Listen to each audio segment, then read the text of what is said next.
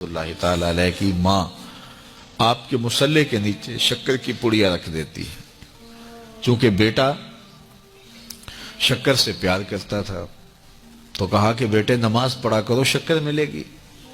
تو شکر کی پڑیا چپکے سے مصلے کے نیچے رکھ دیتی ہے۔ بیٹا سلام پھیرتا ہے، مصلہ اٹھاتا ہے تو شکر کی پڑیا مل جاتی ہے۔ اللہ اکبر۔ امام غزالی نے لکھا ہے کہ ہر عمل پہلے ریا ہوتا ہے، پھر عادت بنتی ہے، پھر عبادت بنتی ہے۔ ہم پہلے دن کسی کو ولی دیکھنا چاہتے ہیں، ایسا نہیں ہوتا۔ پہلے عمل ریا ہوتا ہے، پھر آہستہ آہستہ عادت بنتی ہے، اس کے بعد پھر عبادت بنتی ہے۔ تو پہلے اس کے مصلے کے نیچے پڑیا رکھ دیتی ہیں ماں۔ کیا آج کی ماں بیٹے کے مصلے نیچے چاکلیٹ نہیں رکھ سکتی؟ آج کی ماں اس کو نمازی بنانے کے لیے کوئی اس کو لالچ نہیں دے سکتی، کوئی ذریعہ اختیار نہیں کر سکتی؟ بابا فرید کی ماں، آج کی مائیں تو ماشاءاللہ بڑی پڑھی لکھی ہیں، اللہ اکبر۔ وہ تو سادہ دور تھا، لیکن سادہ مزاج ماں اپنے بیٹے کو ولی دیکھنا چاہتی ہے۔ آج کی ماں اپنے بیٹے کو ڈاکٹر دیکھنا چاہتی ہے، انجینئر دیکھنا چاہتی ہے، اچھا بزنس مین دیکھنا چاہتی ہے۔ میں کہتا ہوں بنے، ہمیں خوشی ہے، لیکن سب سے پہلے ماں یہ سوچے کہ میں اپنے بیٹے کو عاشق رسول دیکھنا چاہتی ہوں، میں اپنے بیٹے کو اچھا انسان دیکھنا چاہتی ہوں، اچھا مسلمان دیکھنا چاہتی ہوں۔ باقی صفات بھی اس میں پیدا ہوں، لیکن جو بنیادی صفت ہے وہ بچے کے اندر کوٹ کوٹ کے بھر دی جائے۔ تو حضرت بابا فرید کی ماں پڑیا رکھ دیتی ہے شکر کی۔ اللہ اکبر۔ ایک دن کہیں گئی تھی، واپس پلٹی تو راستے میں ہی لیٹ ہو گئی۔ تو دل میں رہ رہا کہ خیال آ رہا ہے آج بیٹا مصلی اٹھائے گا تو میں نے تو آج شکر کی پڑیا نہیں رکھی۔ پھر ماں جھولی پھیلا کے راستے میں دعا کرتی ہے، مالک فرید کی ماں کی محبت کی لاج رکھ لینا۔ اس نے یہ ایک طریقہ، ایک حکمت، ایک ہیلا کیا ہے اپنے بچے کو نمازی بنانے کا، مالک فرید کی ماں کی لاج رکھ لینا۔ واپس جب گھر پلٹی تو بچہ نماز پڑھ چکا تھا۔ تو آتے ہی پہلا سوال کیا، بیٹے نماز پڑھ لی ہے؟ تو بیٹے نے کہا ہاں امی نماز تو پڑھ لی، لیکن کے بعد ماں کا دل دھڑکنے لگا کہ لیکن کے آگے یہ نہ ہو کہ آج مجھے شکر کی پڑیا نہیں ملی۔ کہا لیکن، تو ماں کا دل دھڑک رہا ہے۔ کہا کیا بیٹا؟ کہا لیکن ماں آج جو شکر کی پڑیا ملی ہے نا، اس کا چس ہی کوئی اور تھا، اس کا مزہ ہی کوئی اور تھا، اس کا لطف ہی کوئی اور تھا۔ کہا پہلے فرید کی ماں دیتی رہی، اب فرید کا رب دے رہا ہے۔ اللہ اکبر۔ تو مائیں اپنے بچوں کی اچھی تربیت کی ضامن ہوتی ہیں۔ اقبال کہتا ہے تو نہ دانی کے سوزے کے راتے تو، دیگر گوں کر تقدیر عمر را۔ میری بہن تو نہیں جانتی، اگر تو بہن ہو کے قرآن پڑھے تو تیرے بھائی عمر کی تقدیر بدلے گی، اور اگر ماں ہو کے قرآن پڑھے تو بیٹا نیزے کی نوک پہ قرآن سنائے گا۔ تو یہ ماؤں کا اثر ہوتا ہے، ماں کی تربیت کا رنگ ہوتا ہے۔ حضرت خواجہ قطب الدین بختیار کاکی رحمت اللہ تعالی علیہ 14 پاروں کے حافظ تھے۔ جب استاد کے پاس پڑھنے گئے پہلے دن 5 سال 4 سال کی عمر میں، تو استاد نے کہا پڑھو الف لام میم، تو بیٹا سارا پارہ سنا دیتا ہے۔ کہا چلو بیٹا پڑھو سیقول السفہاء، تو وہ بھی پورا پارہ سنا دیتے ہیں۔ تلک الرسل فضلنا، پورا پارہ سنا دیتے، 14 پارے یوں سنا دیتے ہیں۔ کہا مجھے یہاں سے پڑھاؤ سبحان الذی اسریٰ بعبدہ۔ تو استاد حیرت سے کہتا ہے بیٹے جہاں سے 14 پارے حفظ کیے ہیں اسی درسگاہ سے باقی 16 بھی حفظ کر لیتے۔ کہا میری ماں کو آتے ہی 14 پارے تھے، حفظ 14 پارے میری ماں نے کیے تھے، اور صبح جب اٹھتی تھی کام بھی کرتی رہتی تھی اور قرآن بھی پڑھتی رہتی تھی، اور یہ 14 پارے ہمیں بچپن میں ماں کی گود میں یاد ہو گئے۔ اللہ اکبر۔ جب ماں ایسی ہو تو بیٹا قطب الدین بختیار کاکی ہی بنے گا، ماں مائی راستی ہو تو بیٹا بابا فرید بنے گا، اور ماں ایسی پاکیزہ صفت ہو کہ اس نے غیر محرم کو نہیں دیکھا تو بیٹا شیخ عبد القادر جیلانی ہی ہوگا، اور ماں فاطمہ ہو تو بیٹا حسین اور حسن ہی ہوگا نا۔ تو ماؤں کی تاثیر ہوتی ہے، ماؤں کی تربیت کا رنگ اترتا ہے اولاد کی تربیت میں، اور ان کی عادات میں جھلکتا ہے۔ کسی شخص کی اچھی تربیت ہوئی دیکھیں تو دیکھیں اس کے پیچھے اس کی ماں کھڑی ہے، اس کا باپ کھڑا ہے، تو ماں باپ کی صالحیت کے اثرات مرتب ہوتے ہیں۔ تو باپ اپنی اولاد کو حرام کا ایک لقمہ بھی نہ کھلائے، اور ماں اپنی عصمت کی حفاظت اپنی جان سے بڑھ کر کے کرے تو پھر نتیجہ کیا ہوگا کہ صالح اولاد پیدا ہوگی. لیکن جب ہم اپنے لقمے کا خیال نہیں کریں گے کہ پاکیزہ ہے یا ناپاکیزہ، اور ماں پردہ کرنا نہ کرنا اس کو کوئی فرق ہی نہیں سمجھتی ہے، تو پھر وہ بھول جائے کہ اس کی اولاد صالحیت کے رنگ میں ڈھلے گی. تو اچھی مائیں اچھی اولاد کی تربیت کی ضمانت ہوتی ہیں. حضور علیہ السلام کی محبت سے معاشرے کے دکھ جو ہیں وہ سمیٹے جا سکتے ہیں. آقا کریم علیہ السلام نے محبت سے ہی معاشرت کو جو ہے وہ اپنے قریب کیا اور لوگ ایمان کی دولت سے مالا مال ہو گئے. وہ ایک بچہ آیا نا اپنی ماں کے لیے لباس لینے کے لیے، اور پہلے وہ گیا اپنے چچا کے پاس، اس کی ماں بیوہ تھی اور اس کا لباس پھٹ گیا تھا، اور وہ اپنے چچا کے پاس گیا تو اس نے دتکار دیا. ماں نے اس کو روکا تھا بیٹا نہ جانا، لیکن اس نے کہا کہ تیرے بدن کے اوپر جو لباس ہے وہ بھی پھٹ گیا ہے اور جگہ جگہ سے جسم جھلک رہا ہے، تو میں اپنے چچا سے آپ کے لیے لباس لے کے آتا ہوں. پھر جو رویہ اس نے اختیار کیا تو واپس روتا ہوا آ رہا تھا، تو کسی نے راستے نے پوچھا کہ کیا ماجرا ہوا؟ اس نے کہا چچا کے پاس گیا تھا ماں کے لیے لباس لینے، اس نے تو لا کے بھیج دیا. اللہ اکبر. تو اس نے کہا کہ جا سین حرم میں محمد نام کا ایک شخص بیٹھا ہوا ہے، اگر تو اپنا دکھڑا اس کے سامنے پیش کرے تو وہ امید ہے تمہیں رد نہیں کریں گے، لیکن سن لے ان کا دین کوئی اور ہے. اللہ اکبر. اپنے ماں کے پاس آیا تو ماں کو کہا کہ چچا نے رلا کے بھیج دیا، لیکن آپ کی حالت مجھ سے دیکھی نہیں جا رہی. بچہ ابھی شعور کی منزلوں میں قدم رکھ رہا تھا، پہلے بہت چھوٹا تھا، اب اس کے اندر ایک جذبات تھے بچے کے اندر. تو ماں نے کہا کہ بیٹا نہیں ان کے پاس نہیں جانا، سنا ہے کہ جو ان سے ملے دین دھرم چھین لیتے ہیں اس کا. اللہ اکبر. تو حضور علیہ السلام کے پاس جانے سے ماں روکنے لگی، لیکن بچے نے کہا کہ امی میں پکا رہوں گا، بتوں کا وفادار رہوں گا، تم اس ٹینشن کو اس پریشانی کو چھوڑ دو. اور حضور کی خدمت میں حاضر ہوا. حضور صحن حرم میں چادر اوڑے بیٹھے ہوئے تھے اور جا کے کہنے لگا میں پہلے بات آپ سے کر لیتا ہوں، آپ کا دین میں نے قبول نہیں کرنا. حضور مسکرا کے بولے بیٹا بتاؤ کس لیے آئے ہو؟ کہا میری ماں بے لباس ہے، میں آپ سے لباس لینے آیا.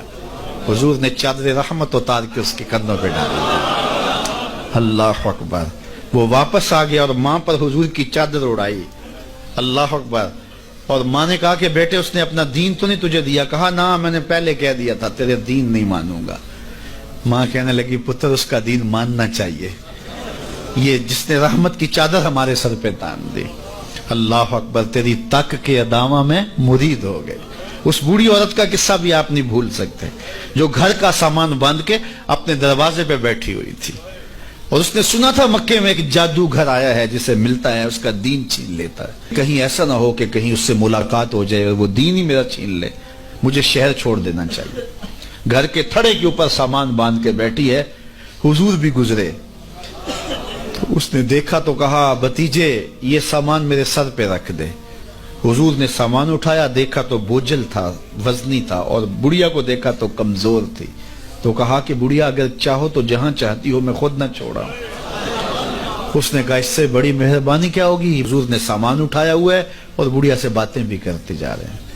تو بڑھیا کو کہا کیوں جا رہی ہے؟ اس نے کہا کہ سنا ہے یہاں ایک جادوگر ہے جو لوگوں کا دھرم لوٹ لیتا ہے، لوگوں کا دین لوٹ لیتا ہے. میں نے ساری زندگی بتوں سے وفا کی ہے، میرے آبا و اجداد نے بتوں سے وفا کی ہے، میں چاہتی ہوں دین اجداد ہاتھ سے چھوٹ نہ جائیں، آخر اس شہر میں رہتی ہوں کہیں مل نہ جائے.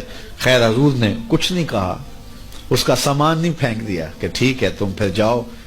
سامان اس کا اٹھایا اور جہاں تک اس نے جانا تھا سامان پہنچایا. سامان سپرد کر کے واپس پلٹنے لگے تو اس نے کہا بچے اپنا نام تو بتا دے، لوگ کہیں گے کہ مکہ چھوڑ آئی ہو تو بتاؤں گی ایک جادوگر کے دکھ سے چھوڑ آئی ہوں. تو وہ کتنا برا بھلا کہیں گے شہر مکہ کو کہ جس مکہ سے لوگ نقل مکانی کرنے پہ مجبور ہو گئے. تو میں انہیں یہ بھی بتاؤں گی کہ جس مکے میں جادوگر رہتا ہے اتنا اچھا نوجوان بھی رہتا ہے، تو تیرا نام لیا کروں گی، تیرے قصیدے پڑھا کروں گے. تو حضور علیہ السلام مسکرا پڑے. کہا بڑھیا جس جادوگر سے بھاگ کے آئی ہے وہ تیرے سامنے کھڑا.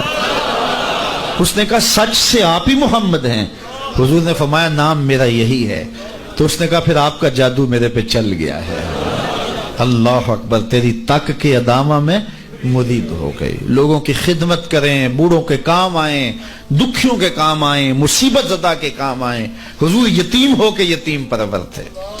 लाचारों की मदद करते, लोगों के घरों में पानी भर के दे देते और दुखियों के काम आ जाते और मुसीबत ज़दों के काम आ जाते।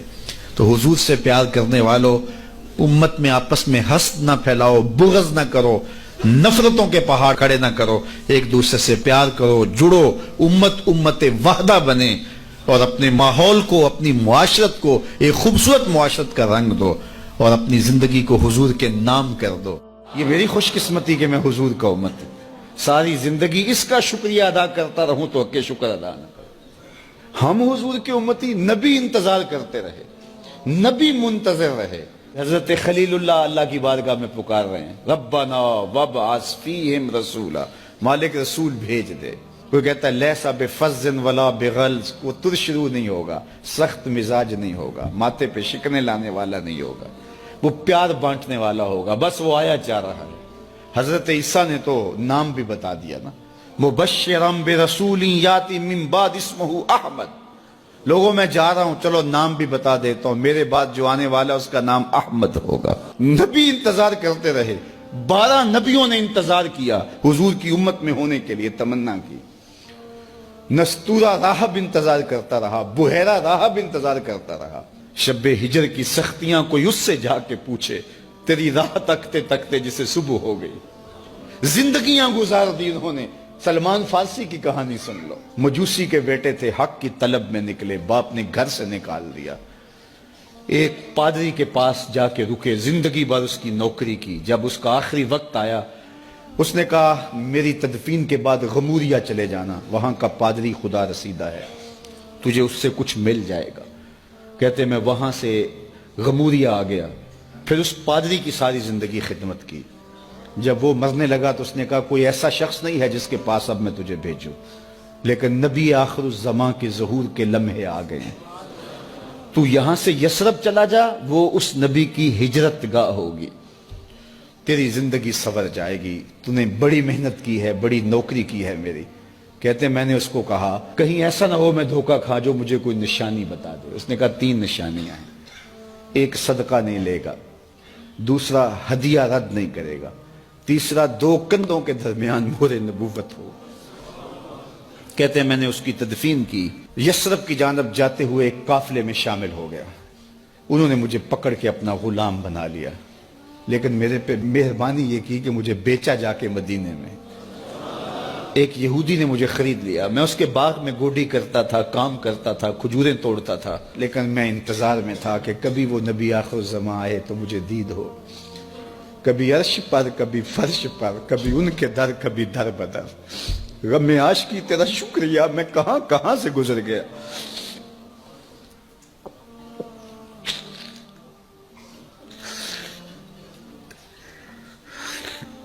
कहते हैं एक दिन मैं अपने बाग में खजूरें तोड़ रहा था कि हवाओं में मस्ती पैदा हो गई और हर सम से तालाल बद्र अलैना की सदाएं गूंजने लगी।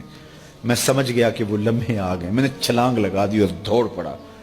मेरे आका ने समझा शायद गुलाम भाग गया, उसने दौड़ के मुझे पकड़ लिया। मैंने उसको कहा कि मैं नौकर तेरा ही हूं, लेकिन दिल नौकर किसी और का है, मैं भागूंगा नहीं, मुझे जाने दे। मैं कुछ खजूरें ले गया था सदके की नीयत से, जाके हुजूर को पेश की। आका करीम ने फरमाया हम नबी सदका नहीं लेते। कहते हैं निशानी एक पूरी हो गई। कहते हैं कि मैं कुछ दिनों के बाद और खजूरें ले गया और मेरी नीयत हदिया की थी, मैंने पेश की, हुजूर ने कबूल फरमा ली। लेकिन मैं भी कहता था तीसरी निशानी भी पूरी हो ले तो फिर मानूंगा। और वो क्या थी? 2 कंधों के दरमियान मोहरे नबूवत। कहते हैं एक दिन हुजूर मेरे बाग में आए और आका करीम ने अपने मुबारक कंधे पे चादर रखी हुई थी और चादर की ओट में मोहरे नबूवत छुपी हुई थी और मैं पीछे होके देखता था और मेरी आरज़ू ये थी कि कोई तेज झोंका हवा का आए और चादर हट जाए और मैं मोहरे नबूवत की ज़ियारत कर लूँ। हुजूर मेरे इरादा क़ल्ब से आगाह हुए। फ़अल्क़ा इलैया रिदाअहु, हुजूर ने चादर उतार के मेरी जानब फेंकी और फिर ऐसे रुख करके फरमाया उन्जुर इला मा उमिरत बिही, उस पादरी ने जो बताया था देख ले आके। तो कहा मैंने देखा कि हुजूर के